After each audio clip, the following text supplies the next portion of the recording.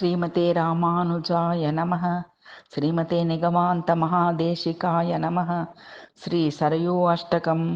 दशरथ उवाच नमस्ते सरयू देवी वसिष्ठतनये शुभे ब्रह्मादिसकलैर्देवै ऋषिभिर्नारदादिभिः सदा त्वं सेविता देवी तथा सुकृतिभिर्नरैः मानसाञ्च समायाते जगतां पापहारिणी स्मरतां प्रशतां देवी पापनाशे पठीयसि ये पिबन्ति जलं देवी त्वदीयं गतवत्सराः स्तनपानं न ते मातुः करिष्यन्ति कदाचन मनुप्रभृतिभिर्मान्यैर्मानितासि सदा शुभे त्वत्तीरमरणेनैव त्वन्नाम रटनेन च ये त्यजन्ति तनुं देवी ते कृतार्था न संशयः त्वं तु नेत्रोद्भवा देवी हरेर्नारायणस्य हि महिमा तव देवैश्च गीयते च मुहुर्मुहुः तत्र का हि मनःशक्तिः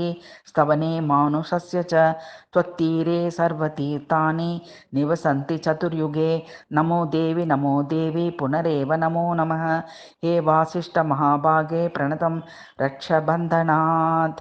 श्रीसरयूवाच त्वया कृतमिदं यस्तु ह्यष्टकं च पठेन्मम स्नानस्य सर्वतीर्थानां फलमाप्नोति मानवः इति श्रीसरयूष्टकं समाप्तम्।